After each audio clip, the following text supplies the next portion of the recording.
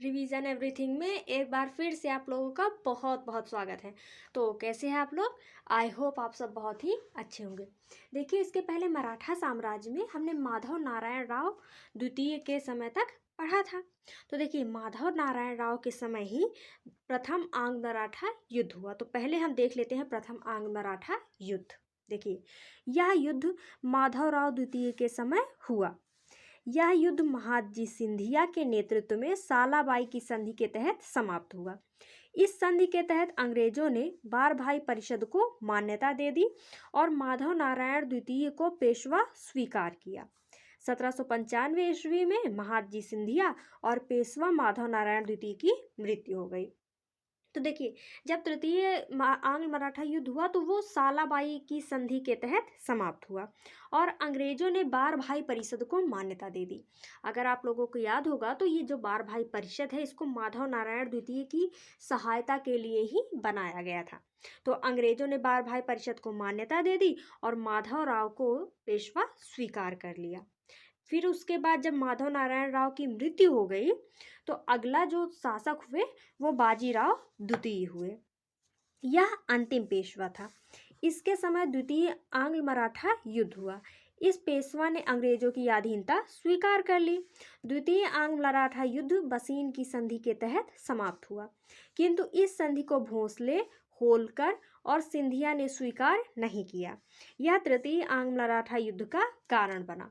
तो जो द्वितीय आंग्ल मराठा युद्ध हुआ वो बाजीराव द्वितीय के समय हुआ और बाजीराव द्वितीय हार गए और उन्होंने जो अंग्रेज थे उनकी अधीनता स्वीकार कर ली। किंतु जो भोसले, होलकर और सिंधिया थे, ये लोग इस संधि से बिल्कुल खुश नहीं थे। इस युद्ध के परिणाम से बिल्कुल भी खुश नहीं थे। इसी के कारण तृतीय आंग्ल मराठा युद्ध हुआ। ठीक है, तब तृतीय देख लेते हैं। तृतीय आंग्ल मराठा युद्ध पुणे की संधि के तहत समाप्त हुआ और इस युद्ध की समाप्ति के बाद पेशवा बाजीराव द्वितीय को पेंशनभोगी बना दिया गया और उन्हें कानपुर बिठूर भेज दिया गया। इसी पेशवा बाजीराव द्वितीय का दत्तक पुत्र नाना साहब था। बाजीराव द्वितीय के बाद इसे भी पेंशन दिया जाना था, किंतु लॉर्ड डलहौजी ने इसकी पेंशन बंद कर दी।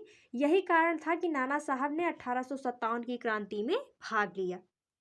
तो देखिए, तृतीय आंग्ल मराठा जो युद्ध था वो पुणे की संधि के तहत समाप्त हुआ और अब जो पेशवा बचे हुए थे बाजीराव द्वितीय, उनको पेंशन भोगी बना दिया गया। उनको पेंशन दे दिया गया और उनको उन्हीं के साम्राज्य से हटाकर कानपुर में विठूर में भेज दिया।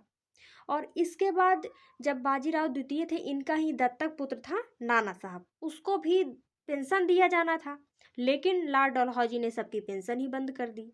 इसी के कारण 1857 का जब विद्रोह हुआ तो नाना साहब ने उसमें भाग लिया। ठीक है, अब आगे है कि तृतीय आंग्ल मराठा युद्ध में किसके साथ कौन सी संधि हुई थी, क्योंकि अब जो मराठा थे वो पूरी तरीके से हार चुके थे अंग्रेजों से। ठीक है, तो पहले है क्षेत्र, फिर है प्रशासक, फिर है संधि। ठीक है, जो पूना का क्षेत्र था वहाँ के जो शासक होते थे उनको पेशवा बोला जाता था। इसके बारे में पांचों पेशवाओं के बारे में, मतलब पांचों स्थान में किनको क्या बोला जाता था, इसके बारे में हम लिखवा चुके हैं। ठीक है, तो जो पूना के पेशवा थे उनके साथ पुणे की संधि हुई। नागपुर के भोसले से नागपुर की संधि हुई। इंदौर के होलकर से मंदसौर की संधि हुई। ग्वालियर के सिंधिया से ग्वालियर की संधि हुई। ये केवल 4 शासक बचे, 4 क्षेत्र हुआ। 5वें क्षेत्र में क्या हुआ? बड़ौदा के गायकवाड़ के साथ कोई संधि नहीं की गई, क्योंकि यह तृतीय आंग्ल मराठा युद्ध में शामिल ही नहीं थे। इसने स्वतः ही अंग्रेजों की अधीनता स्वीकार कर ली।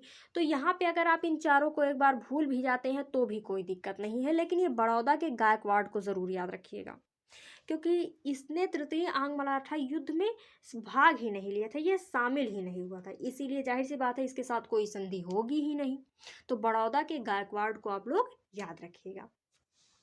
1818 आते आते मराठा शक्ति समाप्त हो गई और मराठा क्षेत्र पर अंग्रेजों का अधिकार हो गया। ठीक है, फिर है पिंडारी। यह मराठा की छोटी टुकड़ी थी। यह जंगलों में रहती थी तथा छापामार युद्ध करके अंग्रेजों से लड़ती थी।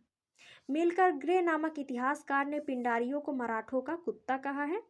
लॉर्ड हेस्टिंग ने पिंडारियों का अंत कर दिया। तो पिंडारियों के बारे में भी आप याद रखिएगा, ये मराठा की छोटी छोटी टुकड़ी थी जो कि जंगलों में रहती थी और छापामार युद्ध करके अंग्रेजों से युद्ध करती थी।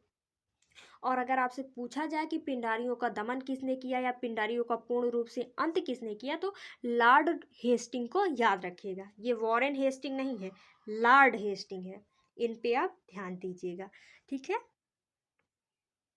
तो अब जो तीनों आंग मराठा युद्ध है उनका समय और कौन सी संधि के तहत ये समाप्त हुआ, इसको हम देख लेते हैं, ठीक है।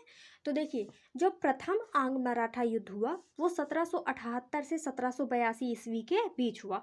तो अगर आपको ऑप्शन में एक आध वर्ष आगे पीछे दे दे, मान लीजिए 78 के बजाय 77 दे दे, 75 दे दे, या 82 के बजाय 83 या 81 दे दे, तो इसमें आप कंफ्यूज मत होइएगा, क्योंकि देखिए जो वर्ष होता है, जो युद्ध का समय होता है, वो पहले से ही थोड़े बहुत आसार बनने लगते हैं।